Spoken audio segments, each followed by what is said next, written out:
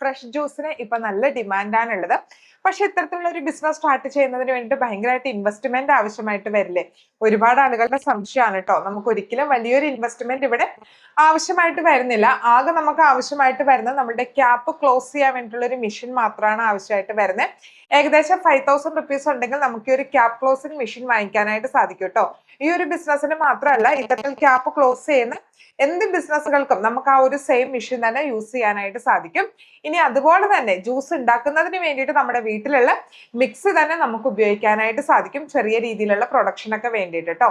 അപ്പം ഇത്തരത്തിലുള്ള ഒരു ബിസിനസ് സ്റ്റാർട്ട് ചെയ്യുക എന്നുള്ളത് വളരെ ചെറിയ ഇൻവെസ്റ്റ്മെന്റ് മാത്രമാണ് ആവശ്യമായിട്ട് വരുന്നുള്ളൂ. ലൈസൻസ് ഒക്കെ നമ്മൾ തന്നെ ചെയ്തു കൊടുക്കുന്നുണ്ട്. ഫുഡ് ആൻഡ് സേഫ്റ്റി സർട്ടിഫിക്കറ്റ് മാത്രം എടുത്തിട്ട് നമുക്ക് ഈ ഒരു ബിസിനസ് സ്റ്റാർട്ട് ചെയ്യാനായിട്ട് സാധിക്കും കേട്ടോ. അപ്പോൾ നിങ്ങൾക്ക് ഇത്തരത്തിലുള്ള ഒരു ജ്യൂസ് ബിസിനസ് സ്റ്റാർട്ട് ചെയ്യണം, എങ്ങനെ തുടങ്ങണമെന്നറിയില്ല, എങ്ങനെയാണ് നിർമ്മിക്കേണ്ടത്, എങ്ങനെ സ്റ്റോർ ചെയ്യണം എന്നറിയില്ല, നാച്ചുറൽ ആയിട്ടുള്ള മെത്തേഡിലൂടെ എങ്ങനെ ഇത് കേടുകൂടാതിരിക്കണം എന്നറിയില്ല, അങ്ങനെയുള്ള സംശയങ്ങളൊക്കെ നിങ്ങൾക്ക് ഉണ്ടെന്നുണ്ടെങ്കിൽ നമ്മുടെ ട്രെയിനിങ് അവൈലബിൾ ആണ് കേട്ടോ. ഈ ഒരു ജ്യൂസ് ബിസിനസിന്റെ ഫുൾ ഡീറ്റെയിൽസ് വെച്ചിട്ടുള്ള ട്രെയിനിങ് ആണ്. സിലബസ് കാര്യങ്ങളൊക്കെ ഞാൻ ഡിസ്ക്രിപ്ഷൻ ബോക്സിൽ എഴുതിയിട്ടുണ്ട്, ഫീസ് എല്ലാം എഴുതിയിട്ടുണ്ട്.